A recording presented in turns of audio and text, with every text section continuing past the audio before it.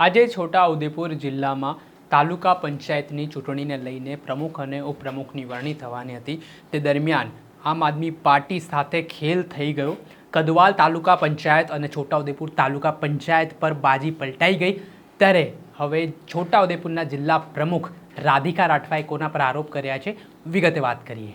વૈષ્ણવજન તો તેને કહીએ જે પીડ પરાઈ જાનાને રે। દર્શક મિત્રો, નવજીવન ન્યૂઝમાં આપનું સ્વાગત છે। હું છું ફૈઝાન। થોડાક સમય પહેલા સ્થાનિક સ્વરાજ્યની ચૂંટણીના પરિણામો જાહેર થયા। આ પરિણામો આવ્યા બાદ આજે તાલુકા પંચાયત અને જિલ્લા પંચાયતના જે જીતેલા ઉમેદવારો છે તેમના પ્રમુખ અને ઉપપ્રમુખની વરણી થવાની હતી।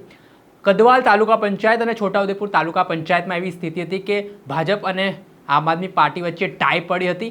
બંને પાસે 13 સભ્યો હતા, પરંતુ સવારના સમયે જ્યારે ચૂંટણી પંચના અધિકારીની કચેરી હતી ત્યાં આમ આદમી પાર્ટીના ઉમેદવારો પહોંચે છે ત્યારે કેટલાક બુકાનીધારી લોકો છે તે આમ આદમી પાર્ટીના 2 થી 3 જેટલા ચૂંટાયેલા સભ્યોને ઉપાડીને લઈ જાય છે। આ ઘટનાથી ઘેરા પ્રત્યાઘાત પડ્યા હતા। આમ આદમી પાર્ટીના કાર્યકરો અને નેતાઓએ કચેરી બહાર હોબાળો પણ કર્યો હતો અને પોલીસ હાજર હતી છતાં પણ આ સરા જાહેરમાં અપહરણનો બનાવ સામે આવ્યા બાદ આમ આદમી પાર્ટીના છોટાઉદેપુર જિલ્લા પ્રમુખ રાધિકા રાઠવા પોલીસ પર બરોબરના રોષે ભરાયા છે। આખી ઘટનામાં તેમણે નિમ્ન કક્ષાની આ રાજનીતિ થઈ હોય તે પ્રકારની વાત કરી છે। સાથે જ આજે ભારતીય જનતા પાર્ટીને ઉપપ્રમુખ અને પ્રમુખ પદે સ્થાન મળ્યું છે તે બાબતને તેમણે બહિષ્કાર કર્યો છે ને આ ચૂંટણી તેઓ ગણતા નથી તેવી વાત તેમણે કરતા પોતાનું મૌન તોડ્યું છે।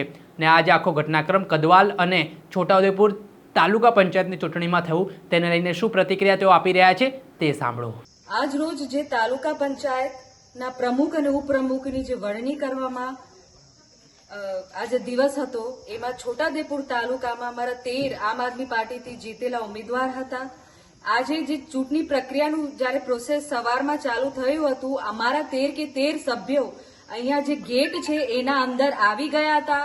એમની સહી પણ લેવામાં આવેલી અને ગેટમાં આવ્યા પછી અંદરથી ગુંડાઓ જે પહેલાથી ભરાયેલા હતા એ ગુંડાઓ અમારા 3 ઉમેદવારોને ખેંચીને લઈ ગયા।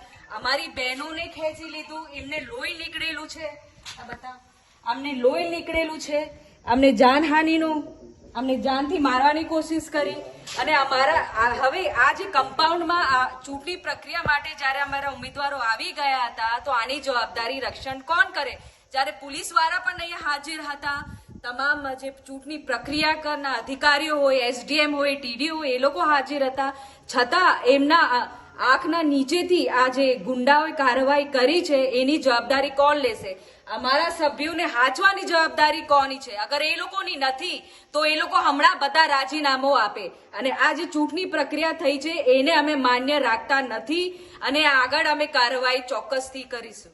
જે આપણે સાંભળ્યા હતા આમ આદમી પાર્ટીના છોટાઉદેપુર જિલ્લા પ્રમુખ, તેઓ દ્વારા કહેવામાં આવ્યું કે જે આખો ઘટનાક્રમ બન્યો છે તેમાં ભારતીય જનતા પાર્ટીના નેતાઓની સંડોવણી સામે આવી છે।